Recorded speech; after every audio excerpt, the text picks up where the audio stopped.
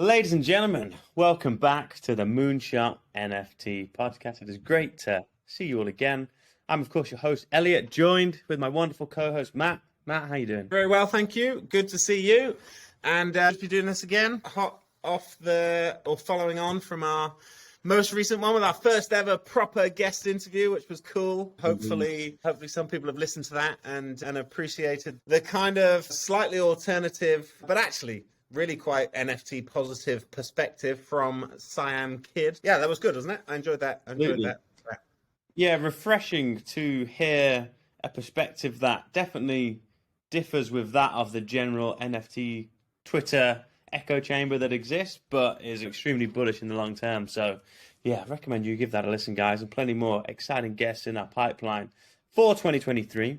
But today we've got some boots on the ground, hot off the press information, as certainly one half of the Moonshot NFT podcast has been putting in the hard yards and getting really stuck in the trenches in the world of NFTs. And so we're bringing you some, like I said, hot off the press gossip, a read of what's really happening in the NFT world, because our very own Matthew Rolfe has just returned from a trip to Paris. So start off with Matt, what were you doing in Paris? Very good question. So yes, just had the pleasure of a weekend or Thursday to Sunday in Paris for NFT Paris, which was a conference all day Friday and all day Saturday. Yeah, all around NFTs. Perhaps some people listening heard us talking from NFT London when we went there last, November 22. And I was expecting a similar event. And I guess for all intents and purposes, it was a similar event, but at the same time, really very different and quite a lot better, which I'm sure we'll get into. But yeah, NFT Paris, which I found out about, I think we talked about it actually on one of our earlier episodes of the year when we talked about the schedule of kind of NFT events for 2023. And I did pretty much declare that most of my holidays and free time might be scheduled in around NFT events around the world, which, well, why not? It's an interesting subject, and the priority for me, or the bit I'm particularly focused on, is one of my goals for this year is to meet more people and to make new connections and get to know some more people. And what I found so far is that the people that I have met in the NFT space are very interesting people. And so that's why I've decided that actually it's a nice way to spend some free time. It's interesting. Might find something out that's going to have a positive ROI on our investments and all that sort of Bit stuff. of alpha. Let's hope. And then also just like worst case scenario, you might meet some really nice people that you can then stay in touch with. And surely, well, that's what I want. And perhaps people can resonate with that. So yeah, it was NFT Paris, Friday and Saturday this weekend. Nice, yeah. So paint the picture. So, of course, joined you to NFT London at the Queen Elizabeth Conference Centre, I believe it was. And it was an interesting event, that. But paint the picture for us. Whereabouts was it in Paris? What was the structure of the event? Give us a lay of the land. No, for starters, one of the things that was appealing to me and definitely piqued my interest was the fact that it was being held in this building, which I'm not even going to try and pronounce. It's Grand Palais is the first bit. There's then a third word beginning with E, which is all kinds of French that I'm never going to be able to pronounce. But it's just very close, pretty much directly in line to the Eiffel Tower. And the Eiffel Tower was the backdrop of the whole thing. And it was such a cool little exhibition conference center when you compare it to the QE2 conference centre in Westminster that we went to for the London one. There is no comparison. And actually, like right from the first morning, because so we arrived there, it was a 10 a.m. start. I think they opened the doors at 9, but the first kind of speakers were at 10. True to form, we got there just before 10. And so like we were not particularly prepared to then stand in a queue, which we did for the best part of 45 minutes, if not actually an hour, I think, because there were so many people. I stood in the queue thinking back a few episodes ago when we talked through the most frequently asked questions and NFTs are dead, kind of that notion of surely it's 2023, NFTs are dead, right? The fact that we were stood in a queue so we've heard different numbers, but the main number, which I'm sure is perhaps slightly exaggerated, is there were up to 10,000 people at this 2-day conference. Wow. So they had something like 500 people there last year at NFT Paris. And then, yeah, I don't know. I'd probably safe to say somewhere between 7,000 and 10,000. It was unbelievable. And so the queue, yeah. And so they got quite a bit of stick for the queue. First of all, because hang on a minute, no one wants to wait. So some people were queuing for longer than us. And so, yeah, a few people were stood in this line for like more than an hour. And essentially it was because they had security check, pat down, all that sort of stuff. And then not enough people on the entrance. So they dealt with that. They sorted it out for day 2. But that was the initial that was what we were welcomed by. Once we got in there, it was a very different setup and scenario to the London event that we went to last year, in that it was just one big conference center, like one big conference hall with exhibitors, probably, I don't know, between 20 and 30 different sort of stands, different companies, all promoting their own projects and own things. There's some much bigger than others, but just a nice open space. We could, walk around, have a look. Because it was a little bit claustrophobic in NFT London, wasn't it? With the way the QE was structured across 6 different floors and down all these corridors, and all the spaces had their own individual little rooms. Like it was a disjointed, bit of a janky event. That was the main thing, right? The fact that it was on those 6 different floors, and it was like you had to be so clear on what you wanted to see, because there were so many short talks going on at the same time as each other. It wasn't very user friendly. So this was much better from that perspective. One big open area, and then just 2 stages. So they're the main stage, and then they're the workshop stage. The downside with that was the stages just weren't big enough. I don't know how they had not catered for the number of people that were there, because they must have known how many people were coming, because they sold tickets. People had all paid kind of £200-300 plus for their tickets, and then the main stage area or room, I heard, only sat 400 people. So we didn't even make it to the main stage. They had this workshop stage. Yeah, it was really, really weird. It was properly it was like so many things in this Web3 NFT space. Like some stuff they get and then other things. That's 4% of the attendance would be able to be in the main stage at any one point. And presumably seeing people in the main stage is one of the main reasons why you buy the ticket. Yeah, and of course, so that meant a few things. It meant there was a massive queue, even once you got in. It then meant there was a massive queue to get up to the main stage. And it got to a 1 in, 1 out, or 1 out, 1 in thing there. But also what they didn't do was make sure, you'd then think, there must be somewhere downstairs in this big open space where there's a TV and audio of whatever's being spoken about in the main stage, because that would then be, at least, even if you can't make it up there, you've paid your ticket price to get in here, so let's at least show you through the AV that you can listen to what's being said. And they did. They had one TV on one side, they had 2 TVs on the other side next to where they were selling food and tea and coffee and stuff. But the sound quality was so bad. The speakers were just so shit, really, that unless you were stood directly next to the TV, like right in front of it, you couldn't hear a word that was being said anyway. And that was really annoying. And then, just to cap it off, and I don't want this to sound too negative, because overall the whole thing was brilliant, but I then realized on the final day, or like towards the end of the Saturday, that on their Twitter account, they're doing a fucking live stream of it. So, they're doing a live stream of what's on the main stage. So, you didn't even have to pay a ticket, and you got a better view of what's on the main stage than I got, and I paid a ticket to be there. You being there. Goodness me. Some rookie errors. Yeah. Weird, which is really weird. But that said, to be honest, that really is the only negative. The main sort of the content that they shared, the people that they had there, and just the atmosphere was amazing.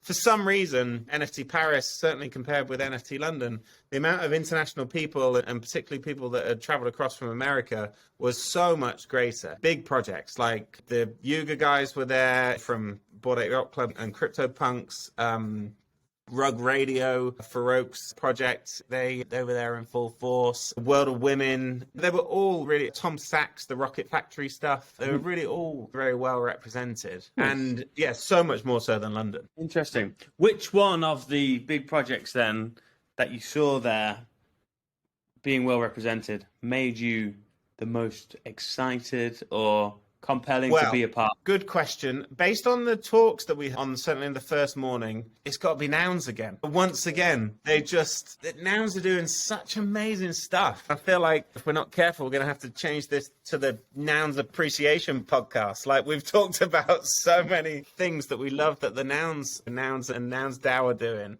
But so they got this girl whose name I forget, but she doesn't even own a noun, right? But she's a fashion designer, so she designs her own clothes, and she, through the nouns build that we've talked about before, that people can make a proposal, so they can make a proposal to nouns holders, who then can propose to the Nouns DAO that they invest in whatever project it is that someone wants to fund. And this girl had proposed that she can create her clothes, this range of kind of clothing, women's clothing that she has created, and she produced it through 3D printing. Wow.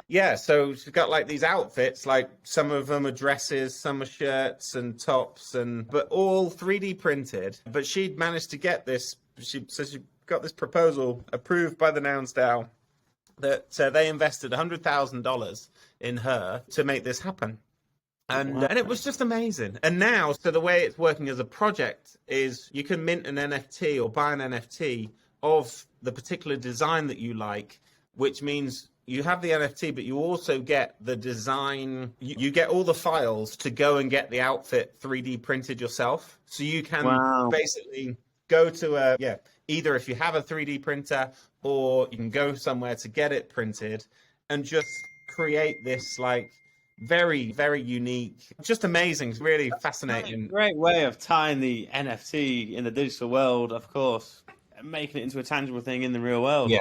Which we're seeing, I think, is going to become a growing trend, right? The more projects can bridge this gap of digital and physical, adds a whole new dynamic to it. One of the favorite ones that I'm not sure if we talked about before, but was when the CryptoPunks did the collaboration with Tiffany for the pendants, where you could get your CryptoPunk if you held one for the cheap price of, what was it, like 40 ETH or something? Exactly. Yeah, turned into an actual CryptoPunk necklace. Close to 100,000 quid at that stage, I think it was net. Like, big money. Big money, definitely. But there were a few people with them actually at the event. Really? Yeah.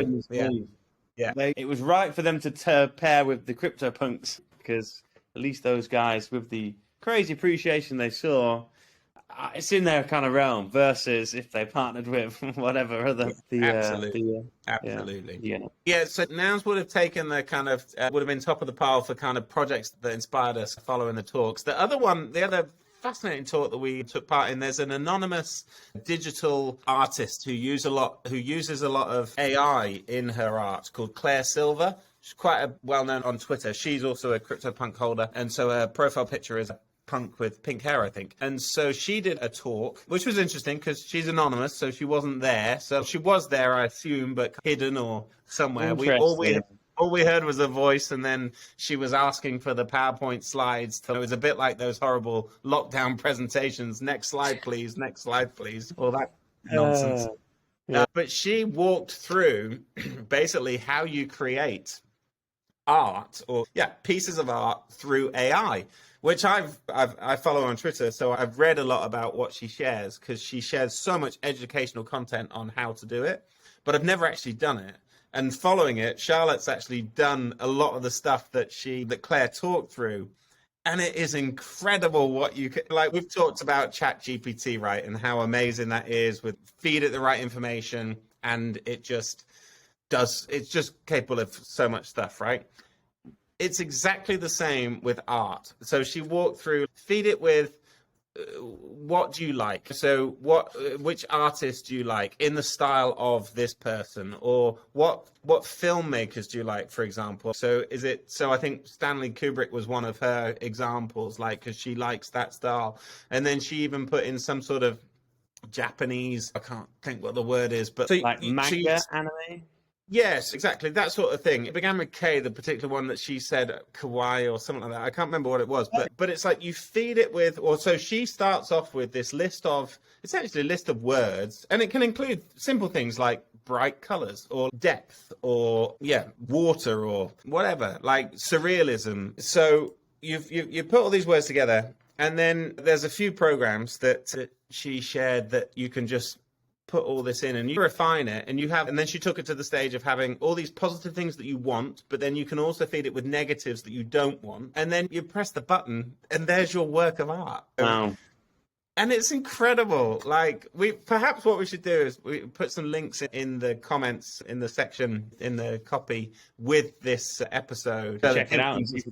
Just check it out, because it's like, if you're in any way like artistic, it's just fascinating. And they're all artificially just created just like that. And some of them are amazing. So. Yeah, the power of technology is mental, and it's going to be very interesting to see how it further facilitates the growth of this kind of digital generative AI art scene, because, as you said, all of a sudden you don't have to have the physical skills, but it brings in your understanding of these tools and can enable people like you and I, who previously would find it very difficult to create a digital painting or piece of art that didn't just look outrageously childish and immature, probably. But now, using the right inspiration, you're able to create these pieces. And I think what is very interesting with them is because all the data variables that the AI takes the art from, you could put in a set of prompts and I could probably put in the exact same set of prompts, but we would still get different outputs just because of the nature of it and just how much kind of goes into it, which means we're likely to see a whole spectrum of things created that all still retain their own kind of unique identities. Yeah, and I think the way I've heard people talk about it is this in a very positive way. It is the creativity still comes down to what you feed, like ChatGPT, garbage in, garbage out, that sort of thing. If you're not guaranteed a masterpiece, it is based completely on what you ask it to do. But then the final creation is so much better than just what you could have done yourself, because it's like man and machine creating this thing together. And there's just something incredibly clever and unique about that. Yeah, it's the minds behind the machines, right, that ultimately control the output, at least at this stage in the AI evolution. We'll see how long that will last. But no, it's fascinating. Yeah, let's not get into that. No whole of a topic. But so let's talk in terms of alpha. What sort of, normally at these events, my experience at NFT London, you obviously have a lot of up-and-coming companies with their various projects that they're trying to kind of pitch there and raise their profile. Things catch your eye. Any cool projects?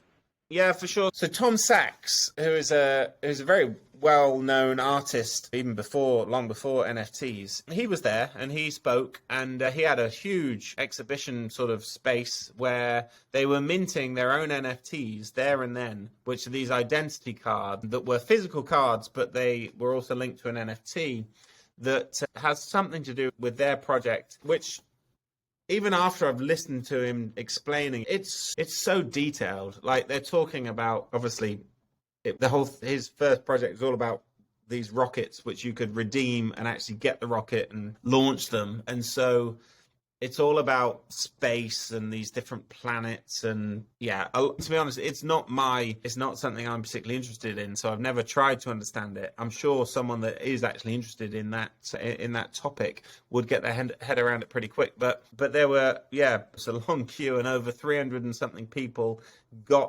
minted themselves this ID card, and which will give them the opportunity to get something within that project moving forward. But there's still a way to enter. There's still a way to be part of that. And the Rocket Factory stuff did incredibly well back in 2021 when he started that. So that's worth looking into for sure, especially if you're interested in that sort of stuff. So that was interesting. I think the main thing aside from that was the difference I noticed on this one was just lots of smaller projects, lots of individuals doing their own thing, and just kind of.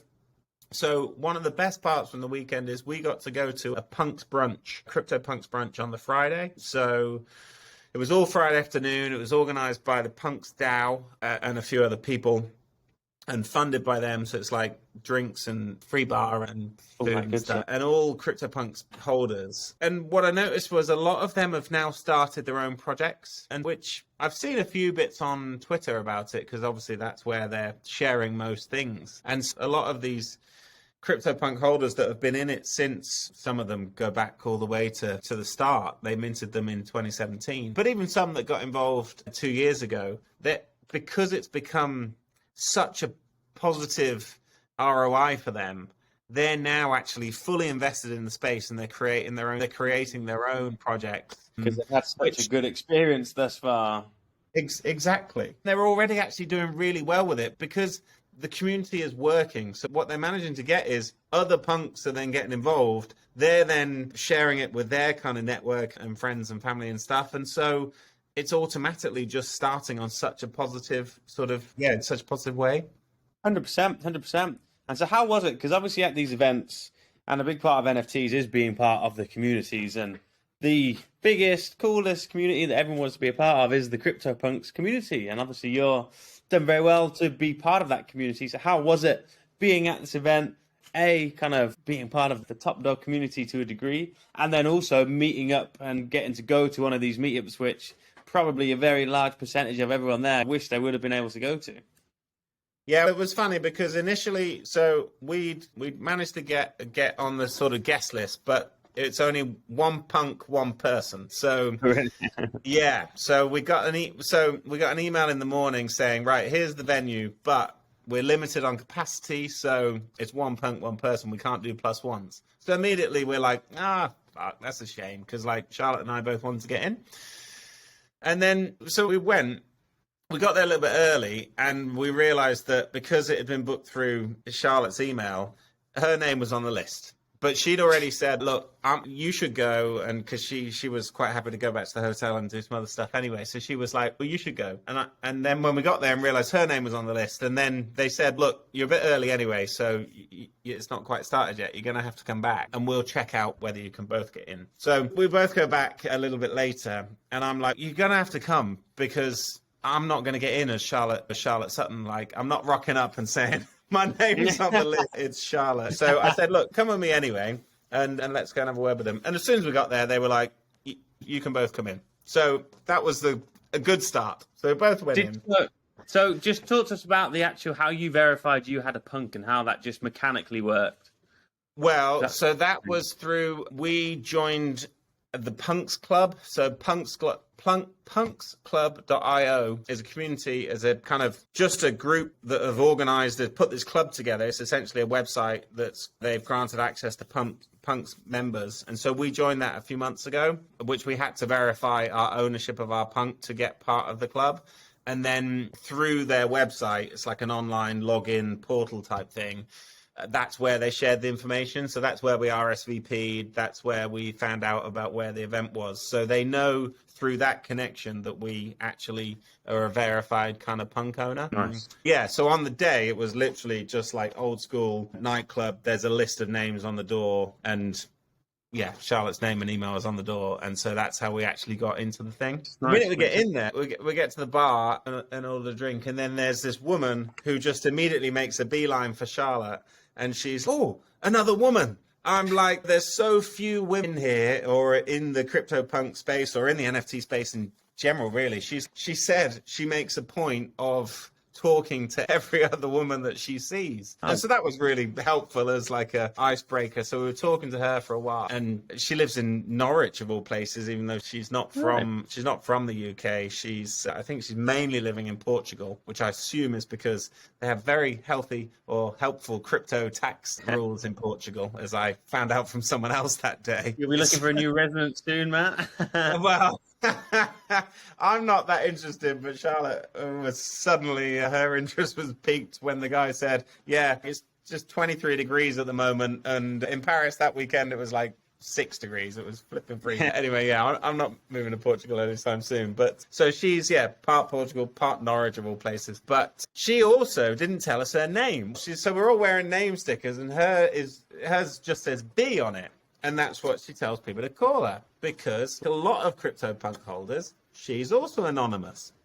And she was the first person that I've met who is anon, which is weird. When you meet another person face to face and they don't tell you their real name, that's just weird. Because I've never had that before, you know? Not yeah, me neither. Me neither. It's just odd, right? But as the conversation went on, and we're talking about our journey into NFTs, and we talked about the Bored Ape Yacht Club back in July 21, and then riding the wave with that, and then being able to change the punk, and then so we're talking about apes, and she says, "Oh, I've got 3 apes," and I thought, "Oh yeah, she's got 3 apes," and then she was talking to Charlotte really, and I was listening, and then it suddenly dawned on me what she meant was, she's got 3 punk apes.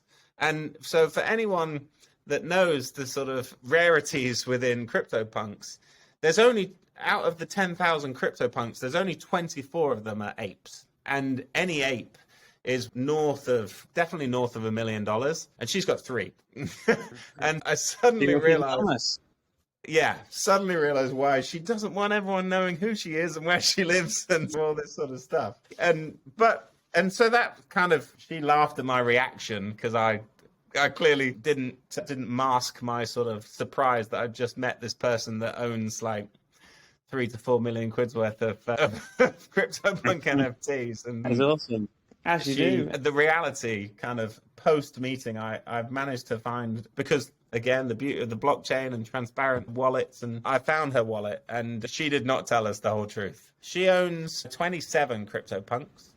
3 of them are apes. 1 of them is a zombie. So she's already traded, I'm guessing she's anonymous anyway, so I can say this anyway. I don't even know who she is. She's already traded more than, 2 million quid's worth of NFTs. And with the 3 apes and the zombie, that in itself must be worth, what would you say? I don't know, 5 million plus? It's a serious bag, even at today's prices. So holding those in future, that's an excellent wallet. I'm a bit jealous. And the funny thing is, when we started talking to her, I said, very innocently and honestly, I said, well, I've got Gary Vee to thank for being involved with NFTs, because I wouldn't have got started if it wasn't for him. And she was like, "Oh, are you a friend of Gary Vee's? Oh, text him." And I'm like, no, I don't know him. And then I told her why I did what he said thing. And she was like, "Oh, because he's an ape owner and we have a WhatsApp group. So her, Gary Vee, G Money, and whoever else owns ape." So she she was about to grab her phone and text Gary Vee to say, "Oh, I've met a friend of yours." You should have gone with it, mate. You should have gone with it. I know, right? He sent me an Oculus Quest the other week. Yeah, exactly. So you can just imagine me, like, I'm in a room full of CryptoPunk owners. It's free beer, which I'm making the most of. I've met this woman who's like about to text the guy that I've been following for a long time and got us into this whole thing. Yeah, and it was such a good afternoon. Bloody sounds like it. It was incredible. So we're talking to her for a bit, and then we're talking to these other 2 guys, which actually, again, the Portugal reference. So one of them was from Bristol originally, one of them was from Luxembourg, and they now both live in Portugal. And the guy from Bristol only moved there because he's a full-time NFT trader, and he does very well. And he didn't want to pay like 20% capital gains tax on everything. So moved to Portugal, moved his whole family out there. Sounds like they have a very nice lifestyle. And so like they were lovely. The people that we met, and obviously met a few more people as well, just really nice. Just actually like not, even this lady, like she's sitting on, probably, with all the sort of 20 odd other punks, probably 10 million quid's worth of NFTs, and she's just a really nice, normal person. And she introduced us to a friend of hers who she'd gifted a punk to because while she was studying or something, I don't know, just really, really nice people. That lady had been involved she'd been in the space since 2014 or something like that. So she described herself as she didn't look like that at all. Yeah. But that was her own. Well, that's what you want from these kind of things. Nice. So, with that in mind then, NFT Paris sounds like it was an excellent success, perhaps slightly more for the people that you met there than the actual content of the show and some logistical issues like you discovered. But what does the future of NFT events hold for you, Matt, in 2023? Yes. So some of the takeaways that I've made a note of, very similar to how I did after VCon last year. Projects that I'm very keen to get involved with. Nouns is still at the top of the list. The other ones that their communities really did come together that weekend or last weekend Rug Radio, I don't know much about it, but they hosted a few side events which you had to be a holder to get into. And so they seem to have a very active, very positive community that we should look into. And then CloneX was another one.